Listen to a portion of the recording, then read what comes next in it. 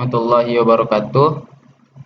Baiklah, perkenalkan kami dari kelompok 2 yang beranggotakan saya sendiri, Fadil Abdana, dan teman saya yaitu Ahmad Mizan, dengan dosen pengampu Bapak Andi Pawawoy. Baiklah, kami kelompok 2 akan membahas tentang transformator. Yang pertama yang akan kami bahas yaitu mengapa transformator ini peringkat di kilovolt ampere. Seperti yang terlihat, rugi tembaga pada transformator bergantung pada arus dan rugi pada besi bergantung pada tegangan. Karenanya, rugi total transformator tergantung pada volt ampere, bukan pada sudut faksa antara tegangan dan arus. Dari SC test dapat dicatat bahwa dalam pengujian ini, instrumen telah ditempatkan di sekunder, yaitu belitan tegangan tinggi.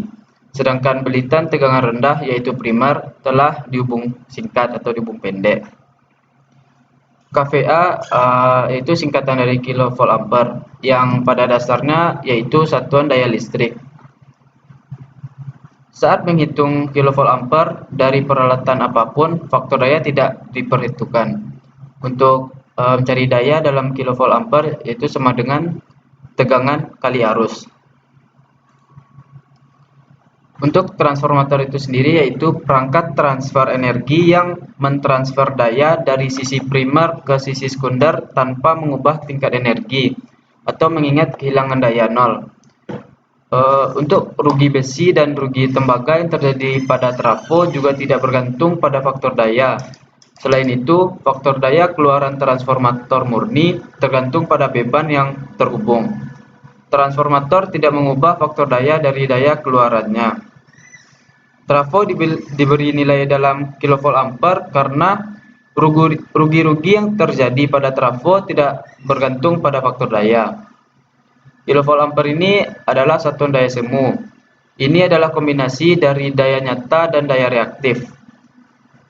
Transformator ini diproduksi tanpa mempertimbangkan beban yang terhubung. Jadi, segala jenis beban listrik dapat dihubungkan dengannya, baik beban resistif, kapasitif, induktif, maupun kombinasi. Jika transformator dinilai dalam kilowatt atau kW, mungkin ada kebingungan mengenai jenis beban yang dihubungkan. Inilah sebabnya mengapa transformator diberi peringkat dalam kilovolt ampere. Dengan demikian, kita dapat menghilangkan kebingungan mengenai jenis beban yang terhubung. Lanjut, bab selanjutnya yaitu tentang regulasi transformator. Ketika transformator dibebani dengan tegangan primer konstan, tegangan sekunder menurun karena resistansi internal dan reaktansi bocor. Regulasi tegangan transformator adalah persentasi perubahan tegangan keluaran dari tanpa beban ke beban penuh.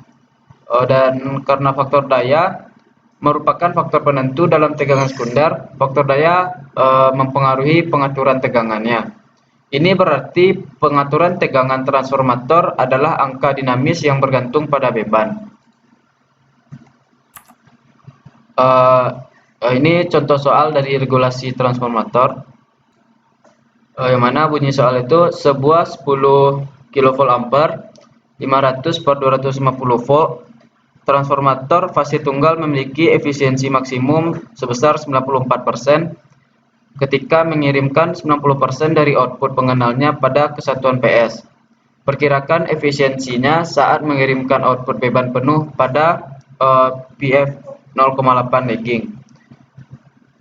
Untuk jawabannya atau solusinya yaitu terdapat nilai keluaran pada kesatuan sebesar 10.000 watt.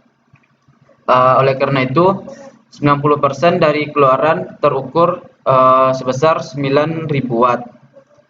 Masukkan dengan pada soal efisiensi maksimum, maka 94% sama dengan 9.000 per 0,94 watt. Maka kerugian didapatkan sebesar 574 watt. Pada efisiensi maksimum, rugi-rugi variabel sama dengan konstan. Maka rugi inti sama dengan 574 tadi yang kita cari tadi dibagi 2 didapat hasilnya yaitu 287 watt.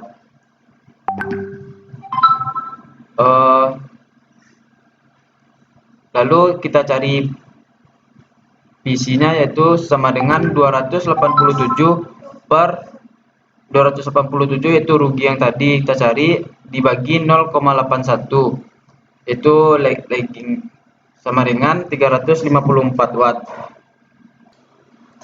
Lalu untuk output pada beban penuh yaitu 0,8 lag sama dengan 10.000 kali 0,8 didapatkan hasil output pada beban penuh sebesar 8.000 watt.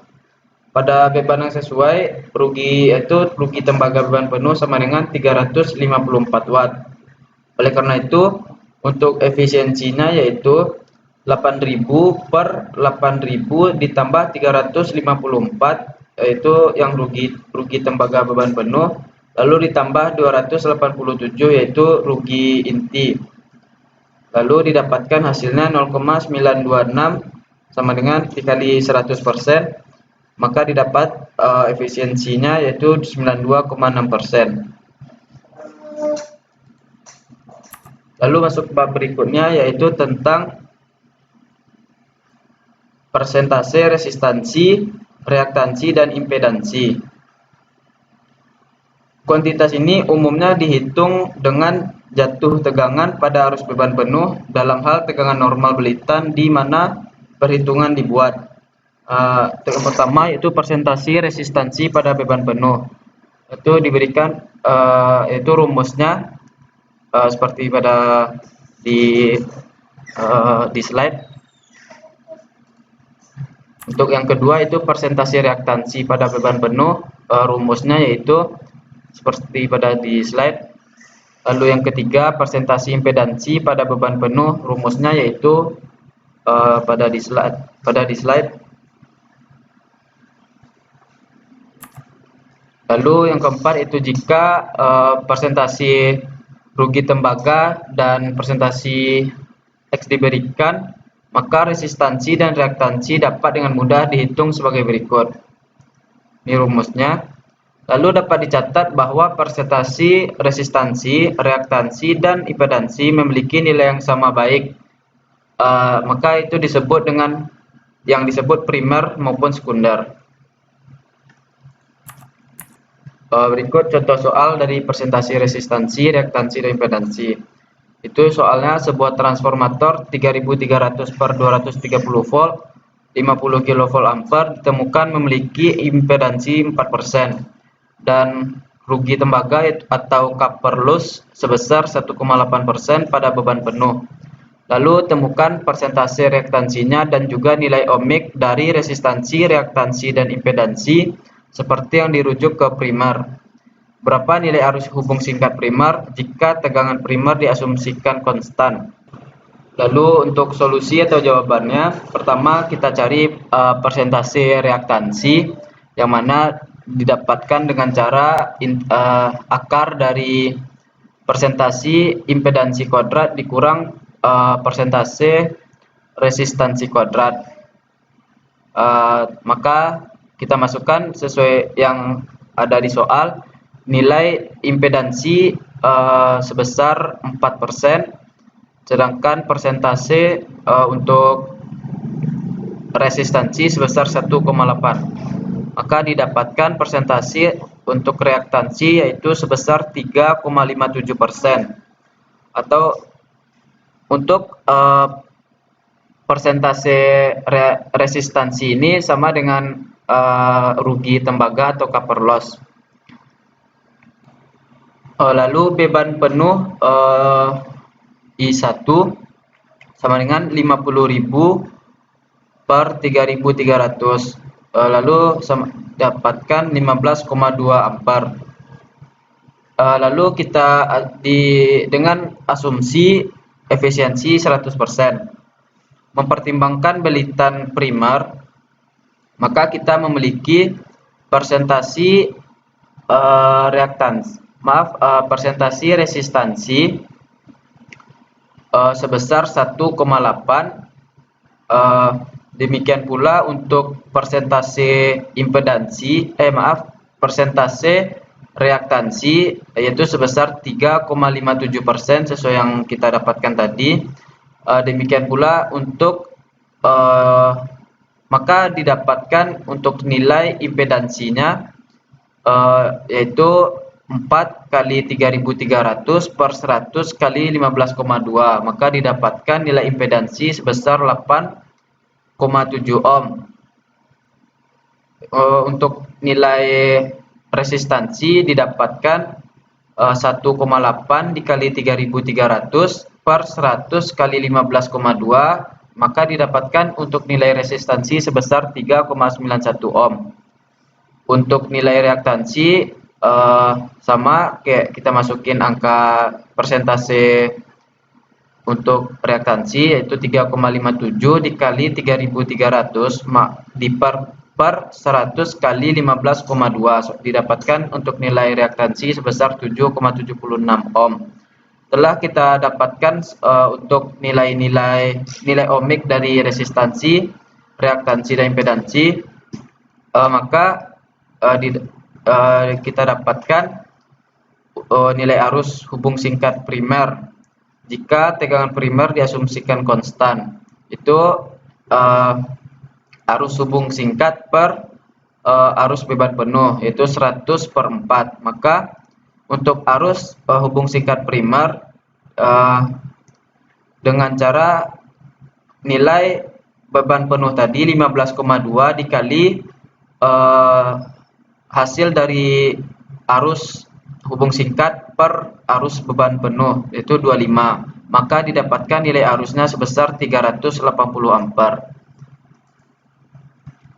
Mungkin lanjut ke bab berikutnya yaitu tentang diagram regulasi kap. Tegangan terminal sekunder tidak hanya bergantung pada beban tetapi juga faktor daya. Untuk menemukan penurunan tegangan atau kenaikan yang selanjutnya digunakan dalam menentukan pengaturan transformator, digunakan konstruksi grafis yang diusulkan oleh Dr. Kapp. Untuk menggambar diagram regulasi kap perlu kita ketahui untuk resistansi ekuivalen dan reaktansi sebagaimana dimaksud pada sekunder yaitu R02 dan X02, di mana R untuk nilai resistansi sedangkan X reaktansi. Jika I2 adalah arus beban sekunder, maka tegangan terminal sekunder pada beban V2 diperoleh dengan mengurangkan I2 R02 dan I2 X02. Tegangan turun secara vektor dari tegangan tanpa beban sekunder. Berikut gambar regulasi diagram kap. Diagram kap ini sangat membantu dalam menentukan variasi regulasi dengan faktor daya, tetapi memiliki kelemahan karena panjang sisi segitiga impedansi sangatlah kecil dibandingkan dengan jari-jari lingkaran. Diagram harus digambar pada skala yang sangat besar jika diinginkan hasil yang cukup akurat. Lanjut ke bab yang selanjutnya yaitu Sumner dari back-to-back test. Tes ini menyediakan data untuk menemukan regulasi, efisiensi, dan pemanasan di bawah kondisi beban dan digunakan hanya jika dua transformator serupa tersedia.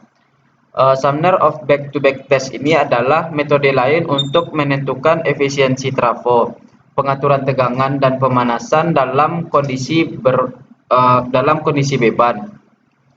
Tes hubung singkat dan hubung terbuka pada transformator dapat memberi kita parameter rangkaian ekuivalen transformator, tetapi tidak dapat membantu kita dalam menemukan informasi pemanasan. Berikut gambarnya seperti yang tertera pada gambar 32.55 ini. Primer dari dua transformator dihubungkan secara paralel di AC yang sama. Pasokan dengan saklar S terbuka, wattmeter membaca rugi-rugi inti untuk kedua transformator. Berikut contoh soalnya yang dapat kami cari, itu 2 trafo 1 fasa 250 kV ampere yang serupa memberikan hasil sebagai berikut. Ketika telah diuji dengan metode back to back, yaitu dengan W1 yaitu 5 kW dan W2 7,5 kW pada arus beban penuh. Pertanyaannya itu cari tahu efisiensi transformator individu pada 75%, beban penuh dan 0,8. Untuk solusi atau jawabannya, pertama kita cari total kerugian untuk kedua transformator, yaitu 5 ditambah 7,5, yaitu W1 dan W2 ditambahkan, maka didapatkan totalnya 12,5 kW. Untuk rugi-rugi tiap transformator, total kerugian kita bagi 2, maka didapatkan 6,25 kW. Untuk rugi tembaga atau copper loss pada beban 75%, kita cari, maka didapatkan hasilnya itu 2,11 kW.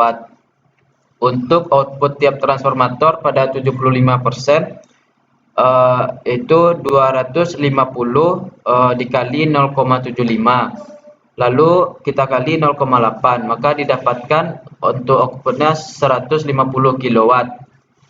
Maka efisiensi transformatornya kita dapatkan, kita masukkan angka yang telah kita dapatkan tadi, yaitu 150 per 150 tambah 2,5 tambah 2,11, maka sama dengan 97%. Maka didapatkan efisiensinya yaitu 97%. Mungkin sekian dari saya, akan dilanjutkan ke teman saya itu Ahmad Mizan untuk bab berikutnya.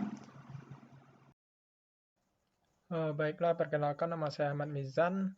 Di sini saya akan coba melanjutkan presentasi dari Fadel, yaitu losses in transformer atau kerugian dalam transformator. Dalam transformator statis tidak ada kerugian, gesekan atau belitan. Karenanya satu-satunya kerugian yang terjadi adalah pertama itu rugi inti atau besi, mencakup rugi histeresis dan rugi arus eddy. Karena flux inti dalam transformator praktis tetap konstan untuk semua beban, yaitu variasinya adalah 1 hingga 3% dari tanpa beban hingga beban penuh. Rugi inti hampir sama pada semua beban. Untuk mencari rumus kerugian histeresis ini, kita bisa memakai rumusnya, yaitu seperti ini. Dan untuk mencari kerugian arus eddy, kita bisa memakai rumus ini. Jadi kemudian yang kedua itu rumus tembaga. Kerugian ini disebabkan oleh resistansi ohmik dari belitan transformator. Untuk rumusnya itu total kerugian tembaga atau copper loss sama dengan I1 kuadrat R1 ditambah I2 kuadrat R2 sama dengan I1 kuadrat R01 ditambah I2 kuadrat R02. Jelas bahwa rugi tembaga sebanding dengan current atau arus kuadrat atau kilovolt ampere kuadrat. Dengan kata lain, kehilangan tembaga pada setengah beban penuh dalam seperempat dari itu pada beban penuh. Yang kedua itu efisiensi of a transformer atau efisiensi dari transformator.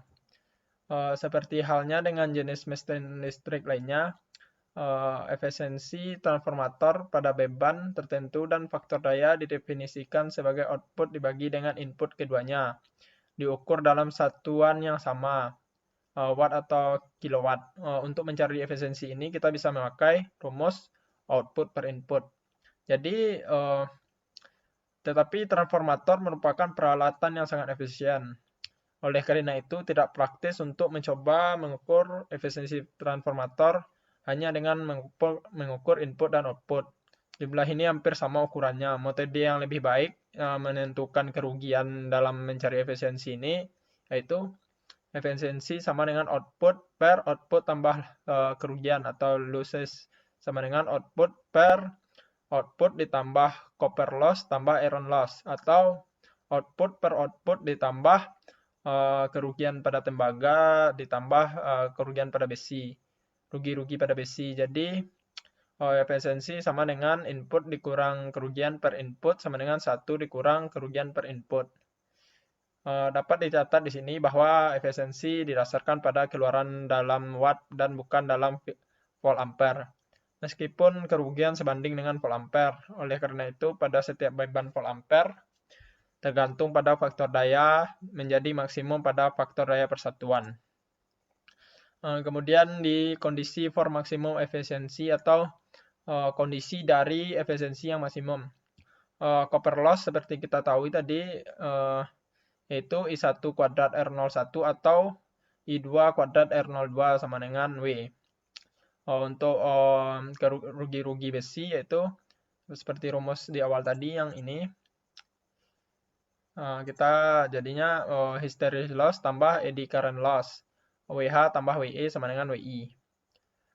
Primary inputnya sama dengan V1I1 cos sama dengan seperti ini. Dan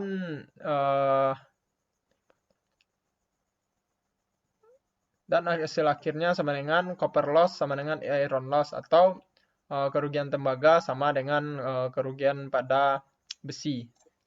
Jika kita diberikan rugi-rugi besi dan rugi-rugi beban penuh tembaga, maka beban di mana rugi-rugi akan sama, yaitu full load dikali akar iron loss per F kali L kali copper loss. Jadi rugi-rugi tembaga diplot sebagai persentase input daya, dan kurva efisiensi yang disimpulkan dari ini juga ditunjukkan jelas bahwa titik perpotongan kurva tembaga dan kurva kehilangan besi memberikan titik efisiensi maksimum.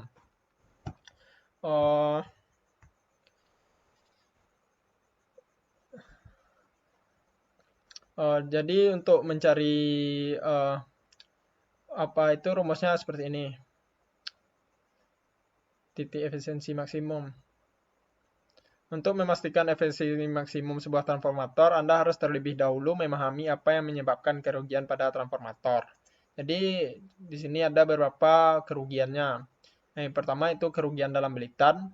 Setiap bahan memiliki impedansi bukan nol, resistansi dan reaktansi tidak nol yang menyebabkan rugi-rugi joule di kedua belitan karena hambatan kabel. Artinya belitan akan memanas karena arus listrik yang mengalir melaluinya. Kebocoran flux magnet karena reaktansi kabel, artinya beberapa flux melintasi jalur dan membawanya ke belitan. Yang kedua itu kerugian dalam inti transformator. Tadi kita ketahui ada dua, itu kerugian histeresis dalam proses magnetisasi. Domain magnetik kecil harus bergerak sesuai dengan kekuatan medan magnet. Karena kita harus meneruskan mengubah arah kekuatan medan magnet, domain ini harus bergerak sepanjang waktu. Untuk rugi-rugi arus steady, perubahan flux magnet di inti menyebabkan tegangan induksi sesuai dengan hukum Faraday. Dengan tegangan datang, loops induksi arus inti yang disebut arus eddy. Kemudian untuk contoh soalnya, a single phase 25 kV ampere 2000 per 200 volt transformer has iron loss is 350 watt and full load copper loss in 400 watt. Calculate the efficiency at unity power factor on full load and half load. Atau bisa diartikan bahwa trafo satu pasa 25 kV ampere 2000 per 200 volt memiliki rugi besi adalah 350 watt dan rugi tembaga beban penuh 400 watt. Hitunglah efisiensi dari faktor daya persatuan pada beban penuh dan setengah beban. Yang pertama yang diketahui yaitu apparent power of transformator atau kekuatan dari transformatornya. Itu diketahui di sini 25 kV ampere lalu kita ubah ke volt ampere, jadinya dikali 1000, 25 kali 1000 dapatlah 25.000. Untuk power faktornya sama dengan 1, dimana kita tahu ini 1 dari ini pernyataan ini a single phase, jadinya satu trafo, satu fasa trafo. Untuk mencari real power atau total powernya itu apparent power dikali power faktor. Apparent powernya 25.000 volt ampere dikali power faktornya yaitu 1, dapatlah 25.000 watts. Kemudian untuk mencari full bebannya atau beban penuhnya, yaitu pertama kita masukkan dulu yang diketahui total inputnya 25.000 watts, ini yang didapatkan tadi. Kemudian iron loss-nya 350 watt, ini atau kerugian dari besinya. Kemudian copper loss yaitu kerugian dari tembaga itu 400 watt, diketahui di soal. Untuk mencari kerugian pasnya itu 350 ditambah 400 atau iron loss ditambah copper loss menjadinya 750 watt.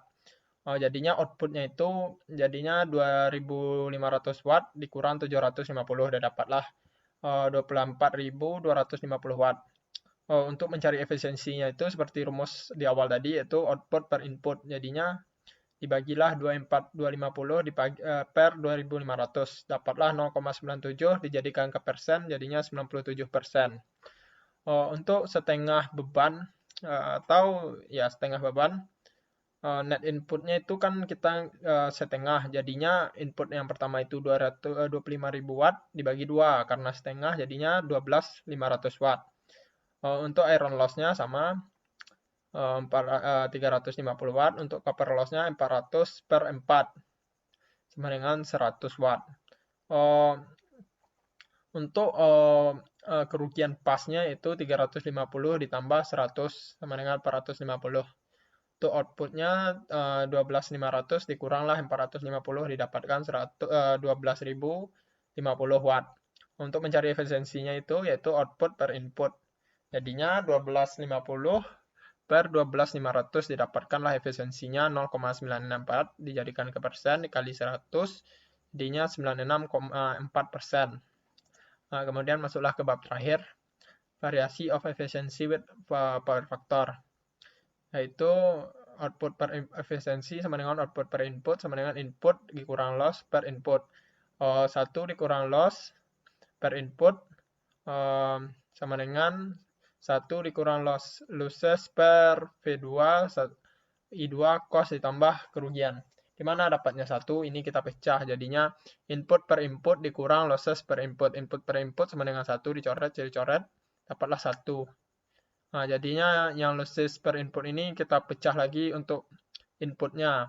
Ini dapatlah V2 I2 cost tambah loss. Jadi lossesnya sama dengan V2 I2 sama dengan beta. Jadi untuk efisiensi sama dengan 1 dikurang loss-nya per V2 I2 per cost ditambah loss-nya per V2 I2. Atau 1 dikurang beta per cost tambah beta. Kenapa bisa beta? Karena losses per V2 I2 ini sama dengan beta, jadinya ditulis aja biar lebih mudah beta.